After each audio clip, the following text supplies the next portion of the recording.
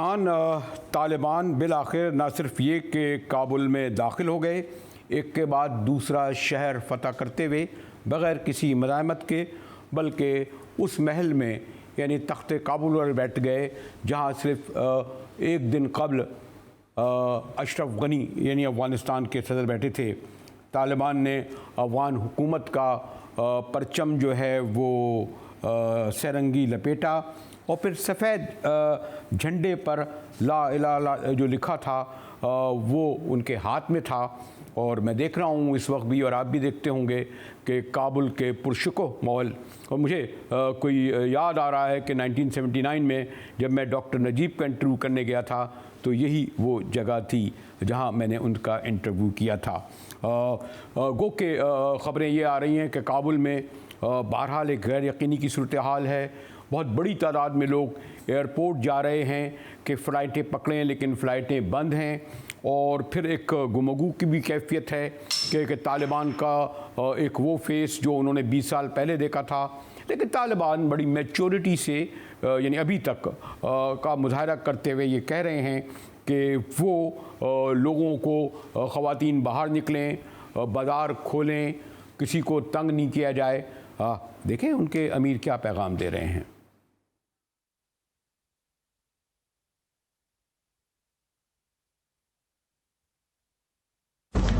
बिस्मिल्लाहिर्रहमानिर्रहीम नहमदुहु व नसल्ली अला रसूलिहिल करीम व बाद। वटोल अफगानिस्तान मुसलमान मिलत ته د دغه درنو فتح مبارکي وایو، خصوصا د کابل ښاریانو او اوسیدونکو ته، او ورپسې خپلو مجاهدینو ته دا توصیه او وړاندیز کوو چې موږ تاسو دغه حال ته ورسېدو چې هغه هیڅ توقع د دې نه کېده چې په دغه رقم به موږ په افغانستان کې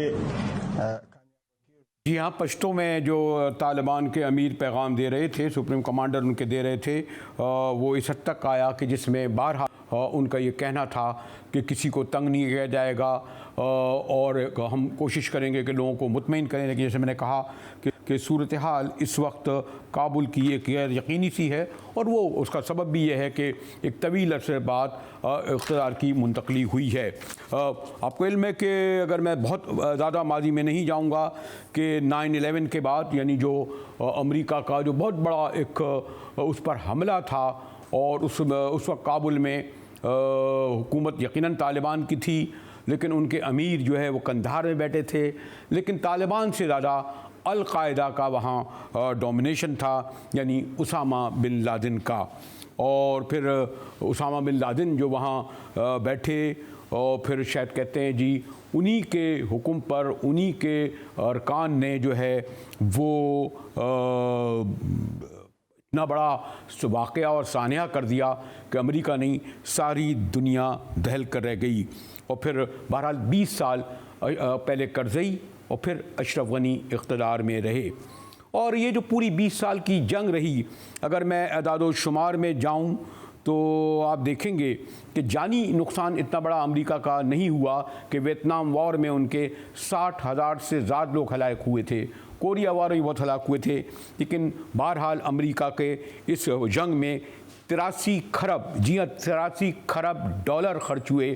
खुद सोचें ये 83 खरब डॉलर अगर वाकई जो है अमेरिका की अफ़गानिस्तान की तामीर और तरक्की पर खर्च होते, लेकिन कहते हैं जी करप्शन हुआ, पैसे लुटाए गए। और जैसे मैंने कहा कि जानी तौर पर वैसे तो जाने अगर 5 या 10 और 20 भी हों, लेकिन कोई इतना बड़ा नुकसान इस 20 साल वॉर में नहीं हुआ जैसा कि वियतनाम वॉर में हुआ हो। यही कोई 2400 अमरीकी फ़ौजी मारे गए। लेकिन उससे ज़्यादा जो इस जंग का मलबा इस वतन अज़ीज़ यानी पाकिस्तान पर हुआ, और इस वॉर में, अफ़गान वॉर में जंग के नतीजे में हमारे 7,000 सिक्योरिटी फोर्सेस के लोग मारे गए। जी हाँ, 7,000 सिक्योरिटी फोर्सेस, और जिनमें फिर 70,000 पाकिस्तानी आम शहरी हलाक हुए। इमाम बारगाहें, मस्जिदें, हमारे तिजारती ये सब हुए। और क्योंकि इस 2006 और 7 में ख़ास तौर हम देखते हैं कि कोई 88 ख़ुदकश हमले जो है वो पाकिस्तान में हुए, और उसका मुतासर आप देखे हैं कि आज तक उसके असरात मौजूद हैं। तो इस पूरी जंग के बाद बहरहाल क्योंकि अमेरिका कुछ हासिल नहीं कर सका और फिर जो बाइडन ने आने के बाद पास की तारीख को बदला, अमरीकी फ़ौजियों का इनखला होना शुरू हुआ और जुलाई 2018 में दोहा में पहली मुलाकात और जो खुफिया रखी गई वो तालिबान और अमरीकियों के दरमियान होती है। जी हाँ, जुलाई 2018 और फिर फरवरी 2020 में बाकायदा एक माहिदा होता है दोहा में अमरीकियों और तालिबान क़यादत के दरमियान। और फिर आपने देखा होगा बड़ी तेज़ी से जो है वो तालिबान में न सिर्फ पुरएतमाद हुए बल्कि उनके फ़तह के दरवाज़े एक के बाद दूसरे खुलने लगे, एक शहर के बाद दूसरा शहर वो फतह करते हुए बिल आखिर काबुल में पहुंच गए। लेकिन जैसे मैंने कहा कि गैर यकीनी सूरत हाल में अभी भी काबुली ख़ास तौर पर बड़ी रिजर्वेशन का कुछ तहफ़्फ़ुज़ात का इज़हार कर रहे हैं, ख़ास तौर पर ख़वातीन। लेकिन बहरहाल में जैसे मैंने कहा कि काबुल में गो गैर सूरत हाल है, लेकिन एक और बड़ा डेवलपमेंट हुआ है और वो ये कि शुमाली इत्तेहाद का एक वफ़द जो है वो पाकिस्तान यानी इस्लामाबाद पहुंच चुका है। हमारे वज़ारत ख़ारजा के अरकान से उनकी मुलाकात हुई है। तो मुझे एक ब्रेक की तरफ जाना पड़ रहा है, उसके बाद मैं हाज़िर होता हूँ।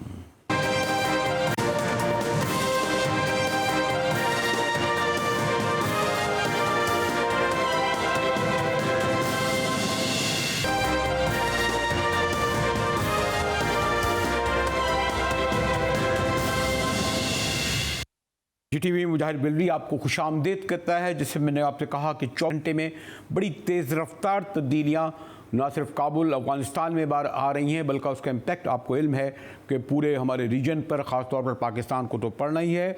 हमारे साथ हैं डॉक्टर हुमा बकाई, आपको इंटरनेशनल रिलेशन पर और नहीं बल्कि नेशनल इशूज़ पर भी गहरी नज़र रखती हैं। फिर काबुल में हमारे सफ़ीर मंसूर अहमद ख़ान साहब भी मौजूद हैं।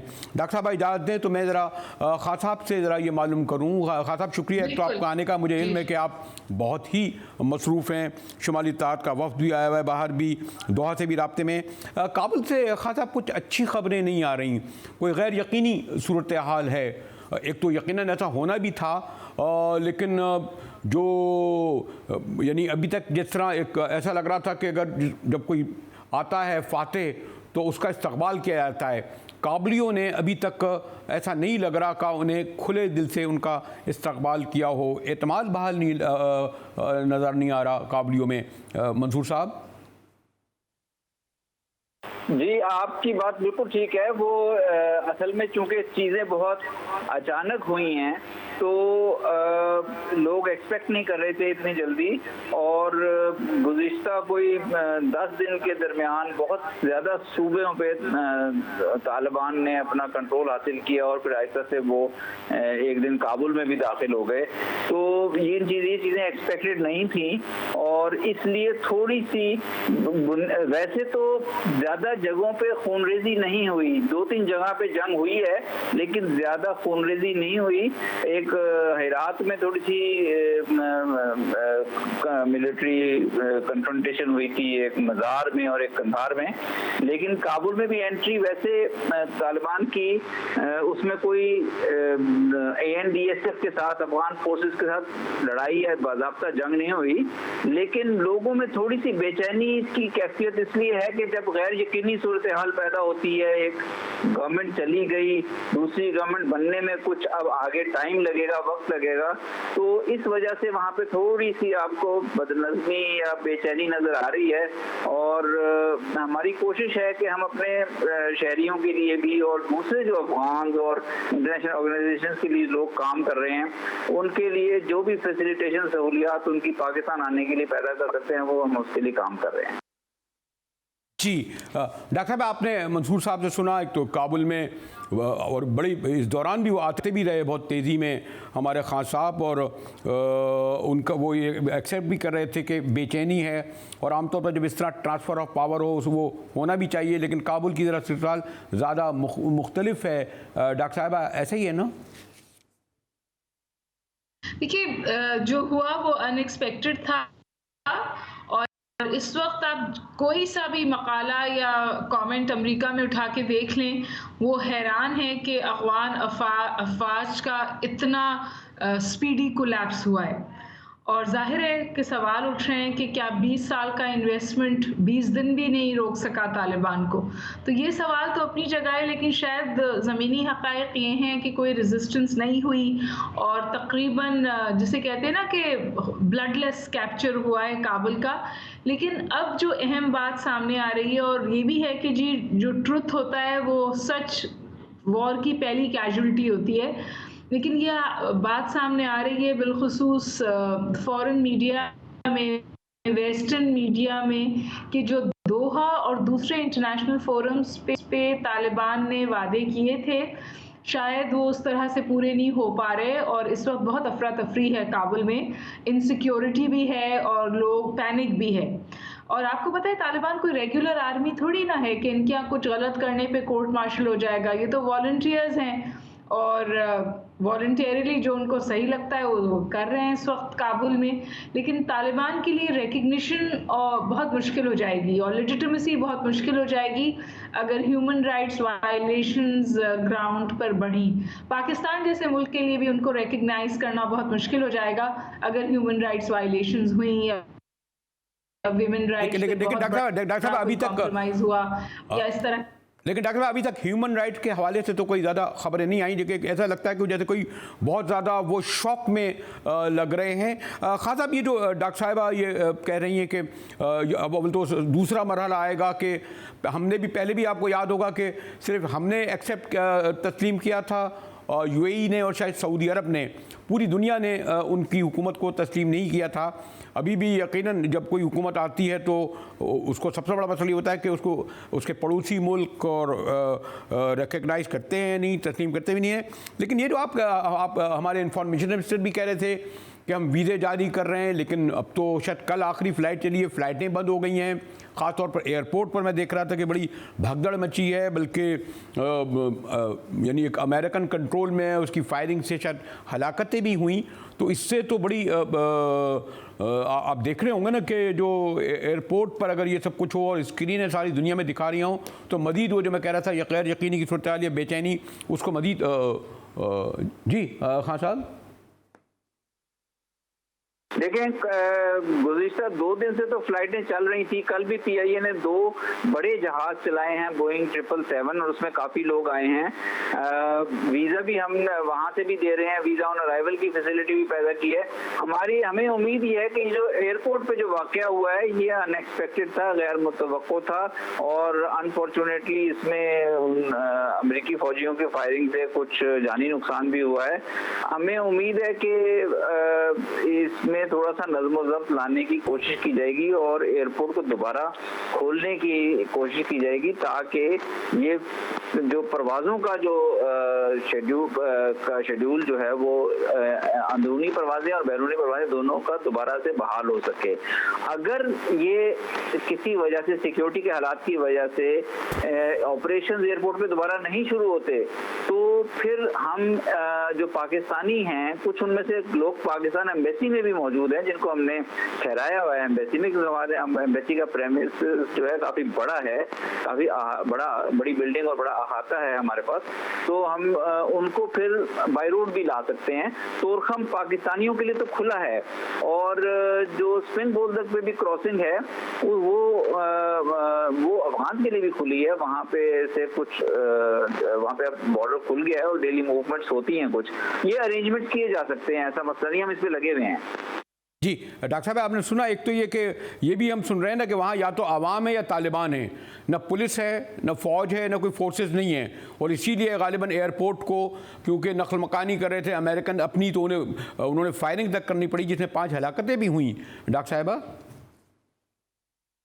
देखिए गवर्नेंस का तो ब्रेकडाउन है और ज़ाहिर तालिबान के पास इस वक्त कोई मैनेजमेंट स्ट्रक्चर नहीं है जिससे वो फौरी तौर पे लॉ एंड ऑर्डर को कायम कर दें।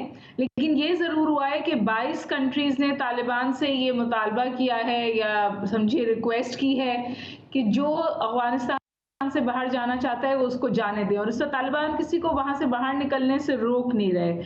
इसके अलावा अब के मैं समझती हूँ कि 80 की दहाई से जो बहुत बड़ा फ़र्क है वो ये कि आप देखिए चाइना ने इमीडिएटली रिकग्नाइज किया है, रशिया ने रिकग्निशन का इशारा दिया है, अमेरिका ने भी कंडीशन बेस्ड रिकग्निशन का इशारा दिया है। तो जो मैसेज इस वक्त तालिबान को इंटरनेशनल कम्युनिटी से है वो ये है कि अगर वो अपने वो बातें या जो वो वादे उन्होंने इंटरनेशनल फोरम्स पे किए हैं अगर वो उन्हें पूरा करते हैं तो इंटरनेशनल कम्युनिटी उन्हें रिकग्निशन भी देगी और उनका जो ये इक़्तिदार है इसको लेजिटिमेसी भी हासिल होगी। लेकिन इस वक्त ये ट्रांजिशन पीरियड है तो मेरा ख्याल है कुछ अफरा तफरी आप देख रहे हैं, कुछ पैनिक भी आप देख रहे हैं ग्राउंड पे।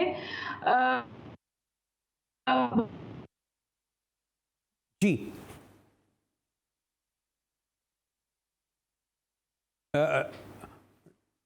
डॉक्टर साहब, सॉरी डॉक्टर साहब आपकी ज़रा वो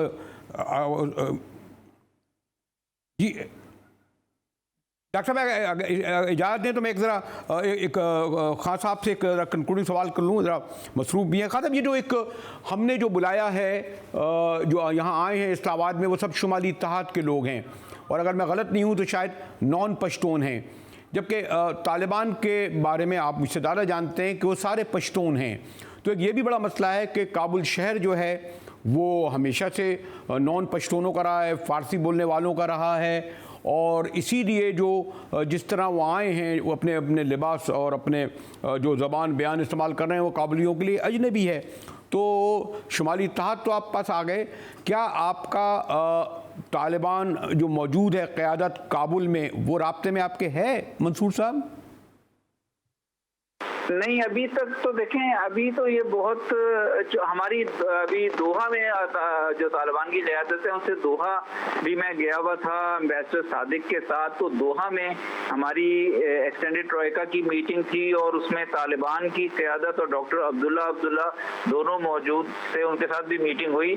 तो वहाँ पे राब्ते तो हुए हैं, लेकिन अभी अफगानिस्तान में चूँकि अभी ये डेवलपमेंट्स अनफोल्ड हो रही हैं तो अभी हमारे वो राब्ते नहीं हैं और वो मेरा ख्याल आने वाले दिनों में और हफ्तों में हम देखेंगे कि किस तरह से हम तमाम अफगान लीडर्स के साथ एंगेज करें। यहाँ पे अफगान एक लीडर्स का पॉलिटिकल लीडर्स का ग्रुप आया हुआ है, आपको पता है वो भी बड़े लीडर्स हैं और वो भी अगले 1-2 दिन में यहाँ पे अपनी मीटिंग मुकम्मल करके वहाँ जाएंगे। तो ये सारी कोशिशें जो हैं बेसिकली इस चीज़ों को पॉलिटिकल ट्रांजिशन या पीसफुल ट्रांजिशन की तरफ ले जाने के लिए हैं, क्योंकि बहुत खूनरेज़ी से गुजर चुका है अफगानिस्तान और एक नई सिविल वॉर या जंग का मुतहम्मिल नहीं हो सकता। जी डॉक्टर भाई, जो मैंने सवाल किया था खास साहब से, शायद थोड़ा सा हमारा सिलसिला मुनक़ते हो गया था, ये कि जो शुमाली इत्तेहाद आया है वो नॉन पश्तून हैं और तमाम तालिबान पश्तून इत्तफाक़ हैं। कुछ ये कह रहे थे कि नहीं उनकी जो शूरा है उसमें 2 नॉन पश्तून भी है, लेकिन काबुल शहर जैसे मैंने उनसे कहा भी था कि आम तौर पर आप भी गई हैं डॉक्टर साहिबा कि वहाँ पश्तून अव्वल तो बहुत ज़्यादा मेखाने मुलाजमतों में नहीं हैं, सरकारी ओहदों पे नहीं हैं, इतने एजुकेटेड नहीं हैं। तो ये तो कॉन्फ्लिक्ट तो कम से कम, और पहले भी अगर आपको मुझसे ज़्यादा याद है कि मुल्ला उमर कंधार बैठे रहे थे उनकी क़यादत, वो काबुल कभी नहीं आए थे, काबुल ने शायद उस तरह एक्सेप्ट भी नहीं किया हो। डॉक्टर हुमा? देखिए, एक तो दो बातें आपसे गुजारिश करूं। एक पहली बात तो ये कि जाहिर है कि हम वसूख से ये तो नहीं कह सकते, लेकिन जो लोग ग्राउंड पे हैं वो कह रहे हैं कि अब तालिबान जो हैं वो इंटायरली पश्तून नहीं है और कुछ का ख्याल है कि 10 से 15% दीगर एथनिसिटीज़ भी अब अफगान तालिबान के हिस्सा हैं। तो एक फैक्टर तो ये है। दूसरा फैक्टर ये है कि यहाँ पर जो लोग आए हुए हैं, जो ग्रुप आया हुआ है, आपने बिल्कुल सही कहा कि नॉर्दर्न अलायंस का ग्रुप है। तो देखिए, तालिबान के साथ तो पाकिस्तान कांटेक्ट में है। पाकिस्तान इस वक्त एक समझिए ब्रिज बिल्डिंग कर रहा है कि जो नॉर्दर्न अलायंस के लोग हैं उनके साथ क्या पावर शेयरिंग फॉर्मूला होगा। अगर इंटायर कैप्चर पावर का तालिबान में हुआ और कोई पावर शेयरिंग नहीं हुई, तो फिर बिल्कुल वो बातें जो हैं वो बहुत अहम हो जाती हैं जिनका आपने जिक्र किया कि ये काबुल में इनकी रूट्स नहीं हैं, ये कंदहार और दीगर पश्तून स्पीकिंग एरियाज़ में इनका ज़्यादा क्लाउट और कंट्रोल है। तो ये जो ग्रुप है, इस पे जो ब्रिज बिल्डिंग होनी है, जो पावर शेयरिंग फॉर्मूला होना है, मेरे ख्याल है वो अहम है और वो नॉर्दर्न अलायंस से ही होगा, क्योंकि वो पावर में थे, तालिबान अब पावर में हैं। तो फैसला ये होना है कि किस किस्म का फॉर्मूला बनेगा आगे जाके इंटरिम गवर्नमेंट के बाद, किस तरह पावर शेयरिंग होगी। हो सकता है कि डोमिनेंट फेस जो है वो अफगानिस्तान में तालिबान का हो, लेकिन तालिबान के लिए भी अच्छा है कि वो कुछ दीगर एथनिसिटीज़ के साथ मिलकर हुकूमत बनाए, ताकि एक्सेप्टेंस अफगानिस्तान में भी हो और इंटरनेशनली भी हो।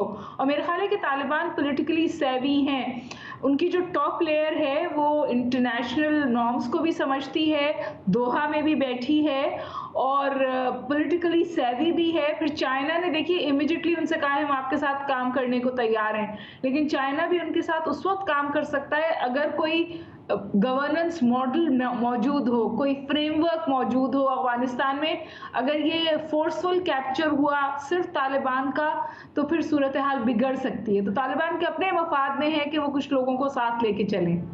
शुक्रिया डॉक्टर हुमा बकाई, शुक्रिया मोहतरम मंसूर अहमद ख़ान। हमारी गुफ्तगू जारी है। जैसे मैंने कहा कि इतनी अचानक तब्दीली आई है कि काबुल ही नहीं सारी दुनिया इस पर हैरान रह गई। खुद अमेरिकन जो वहाँ से निकले हैं कि किस तरीके से तालिबान 10 दिन में एक शहर के बाद दूसरे शहर के फतेह करते हुए अब काबुल के तख्त पर बैठ गए, लेकिन मसाइल अब ज़्यादा संगीन शुरू हुए हैं कहते हैं जी। हमारे साथ रहिएगा, मिलते हैं एक ब्रेक के बाद।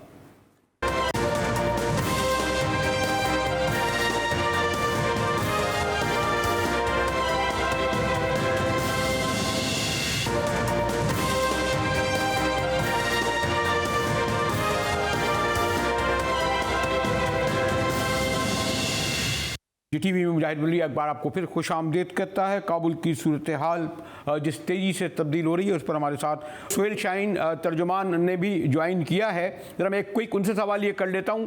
सोहेल शाहीन साहब शुक्रिया, संगे खैर दे। मुझे ये बताइए, कुछ जो खबरें आ रही हैं उसमें लगता है कि गैर यकीनी की सूरत हाल है, बेचैनी है। आमतौर पर जब कोई फातेह आते हैं तो काबुली या कोई भी मुल्क वहाँ उसे वेलकम करता है सड़कों पर, आप क्या कहेंगे? बिस्मिल्लाहिर्रहमानिर्रहीम।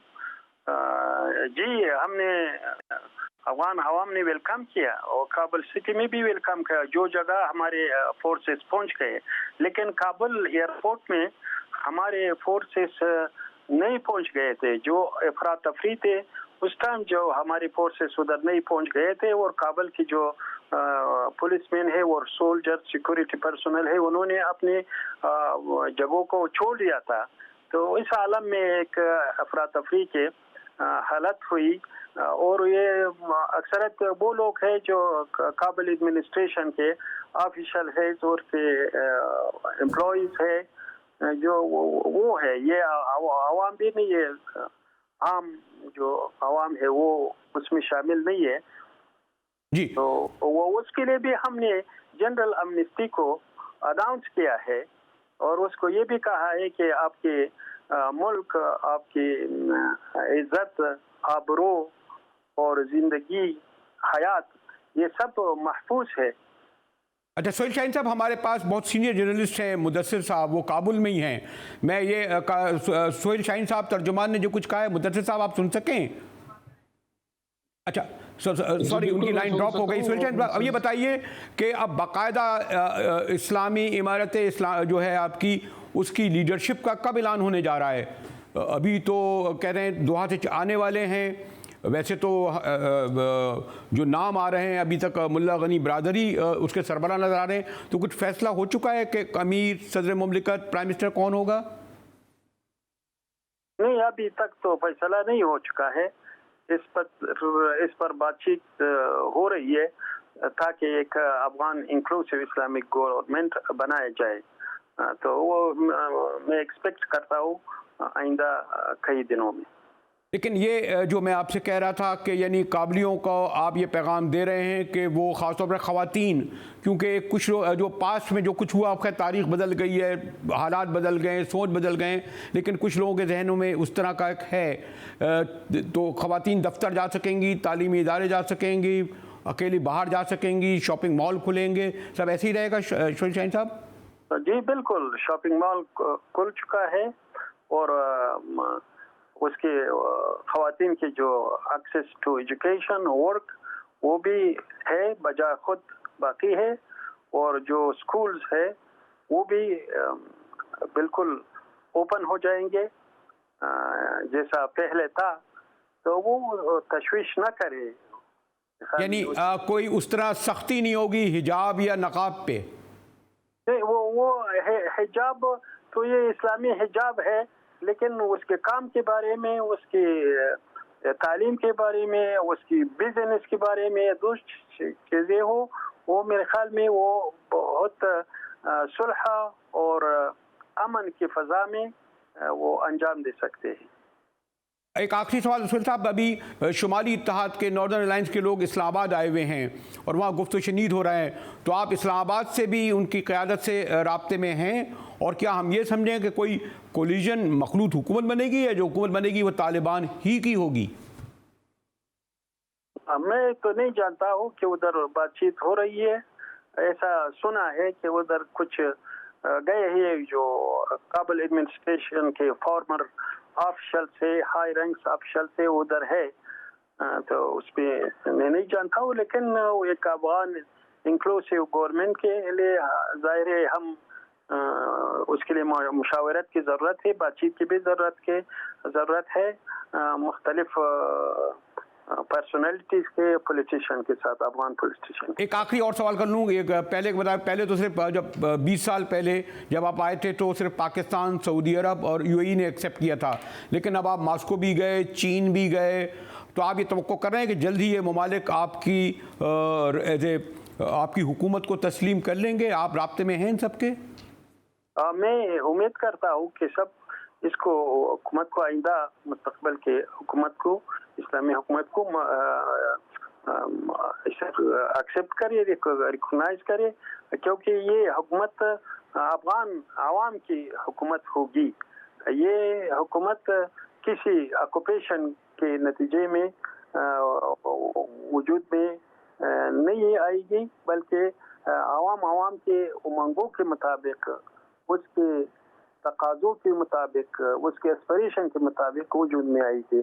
तो इस चाहिए कि वो भी अफगान आवाम के विल को और एस्पिरेशन को रिस्पेक्ट करे। डेरा मेहरबानी सोहेल शाहीन साहब, बहरहाल आप आ गए हैं और हम उम्मीद करेंगे इंशाअल्लाह कि आपकी हुकूमत कामयाबी से हम किनारों। शुक्रिया, मेहरबानी। मैंने कहा तर्जुमान बड़े एक अरसे से तर्जुमानी कर रहे हैं और उनकी आपने गुफ्तगू से अंदाज़ा लगाया होगा कि वो उनमें एक थोड़ा सा तहम्मुल, बुर्दबारी है, और मेरा वो सवाल कि ख़वातीन क्या जा सकेंगी उस बारे में भी उन्होंने वजाहत की। क्या हमारा राब्ता हुआ है काबुल में? सॉरी, ज़रा हमारी लाइन कट गई है, मुदस्सिर साहब से नहीं मिल रही। हमारे साथ अरशद जुज़ई भी ये अफ़गान उमूर पर बड़ी गहरी नज़र रखते हैं। आप क्या समझते हैं अरशद? आप काबुल जाते रहे हैं, तमाम टॉक्स भी देखते रहे हैं, तो एक कुछ लोगों का ये कहना था, जो काबुल से जो कहा जा रहा है, सुना जा रहा है कि अगर सोच बदली है वाकई तालिबान की, लेकिन उनका लिबास नहीं बदला, तो अगर लिबास नहीं बदला और उनका जो आपने देखा होगा, जो हम स्क्रीनों पर देख रहे हैं, उससे हम ये समझें कि वाकई उनकी सोच भी बदली है, उनकी यानी जो लोगों के साथ जो ताल्लुक़ है, राब्ता है, उसमें भी तब्दीली आई है, वो सख्ती नहीं है। अरशद जी सर, मैं समझता हूँ कि लिबास उनका ना बदलना इस बात की आइनादार है कि तालिबान वही के हैं जो पहले थे, लेकिन जहन उनके बदल चुके हैं, इसमें कोई शक नहीं रखना चाहिए। अब ये है कि उनको टाइम लगेगा। अभी 24 घंटे उनको हुए हैं, 30 घंटे हुए हैं, काबुल पर काबिज हुए हैं, तो इतनी जल्दी तो वो सिक्योरिटी हालात को भी कंट्रोल नहीं कर सकते। उनसे कुछ एक्सपेक्ट करना कि वो एकदम भलाई के काम करेंगे, ये मैं समझता हूँ बहुत जल्दी या जल्दबाजी का काम होगा। तालिबान के सामने चैलेंजेस बहुत ज़्यादा हैं। उनमें सबसे बड़ा चैलेंज एक ये है जो आपने अभी बताया कि काबुल के अवाम खौफज़दा हैं या अफ़गानिस्तान के अवाम तकरीबन तमाम खौफज़दा हैं। उनका खौफ किस तरह दूर किया जाएगा? ट्रस्ट डिफिसिट को दूर करने के लिए अफ़गान तालिबान अब उनको प्रैक्टिकल तौर पर काम करने होंगे। जो उन्होंने वादे किए थे कि हम नरमी लाएंगे अपने रवैये में, हम लोगों को प्रेशराइज नहीं करेंगे, उनको तंग नहीं किया जाएगा, उनकी ज़िंदगियों में मुदाखलत नहीं की जाएगी, इस किस्म की जो बातें उन्होंने की थी, अब वक्त आ गया है कि वो एक एक करके इन वादों को वफा करें और आवाम को सहूलियात फराहम करें। इस बात का तो 2 दिन पहले भी मुल्ला मोहम्मद उमर मुजाहिद के जो बेटे हैं मुल्ला मोहम्मद याकूब, जो डेप्यूटी हेड हैं तालिबान के, उन्होंने भी ये बात दोहराई थी अपने एक स्पीच में। अरशद, अगर ये जो शुमाली इत्तेहाद है, कहा जाता है इधर नॉन पश्तून है जो इस वक्त इस्लामाबाद में आए हुए हैं, जबकि तालिबान पश्तून में है, इसीलिए शायद जो हम फ़िज़ा देख रहे हैं काबुल की, उसमें कोई एक्सेप्टेंस नज़र नहीं आ रही, काबुलियों का एतमाद बहाल होता नज़र नहीं आ रहा। अरशद, इसमें एक बात नोट करने के लिए बहुत ज़रूरी है कि तालिबान को हमेशा से ये देखा गया है कि ये एथनिक पश्तून हैं, मतलब तमाम के तमाम तालिबान जो हैं वो पश्तून हैं। लेकिन ये अगेन मैं कहूँगा कि तालिबान के जो मुखालिफिन हैं उनकी कामयाबी है इस बात में, इस प्रोपेगेंडा को आम करने में, कि कभी जिक्र नहीं होता कि तालिबान की जो 23 बंदों की शूरा है उसमें 2 बंदे स्पेशली जो हैं अब्दुल सलाम हनफी जो एथनिक ताजिक हैं, एक ये हैं, एक इनके साथ दूसरे हैं वो उज़्बक हैं, इन दोनों को कई नाम नहीं लेता, हालांकि ये बहुत अहम लोग हैं। इसके अलावा तालिबान ने जो शुमाल में कार्रवाइयाँ की हैं, तो आपको मैं बताना चाहूँगा कि अफ़गानिस्तान का जो तालिबान ने मिलिट्री प्लान बनाया था, इनके मिलिट्री कमीशन के तहत पूरे मुल्क को 2 हिस्सों में इन्होंने डिवाइड किया था। अफ़गानिस्तान से काबुल से नॉर्थ पर जो है उन इलाकों को दिया गया था कमांड में सदरुद्दीन इब्राहिम के, जो मिलिट्री कमीशन के वहाँ के हेड थे, और काबुल के साउथ में जो सारे इलाके पड़ते हैं उनका कमांड था अब्दुल कयूम जाकिर के हाथ में। मैं ऐसे अगर आपसे ये वैसे तो मैंने कहा ना कि इस वक्त जिस तेज़ी से डेवलपमेंट हो रहे हैं, मैं आपसे ये भी मालूम करना चाह रहा था ख़ास तौर पर कि तालिबान का रवैया क्या होगा ख़ास तौर पर पाकिस्तानी गवर्नमेंट और इस्लामाबाद से, क्योंकि पाकिस्तानी और अफ़गानी तालिबान को हम पास में देख चुके हैं कि किस तरह कन्फ्रंटेशन में रहे हैं। मैंने जैसे कहा कि जो तेज़ी से डेवलपमेंट हो रहे हैं उसे मैं गिरफ्त में लेने की कोशिश कर रहा था, लेकिन ये मुमकिन नहीं कि इस प्रोग्राम में समेट सकूँ। GTV से मुजाहिद बेली को इजाज़त दीजिए।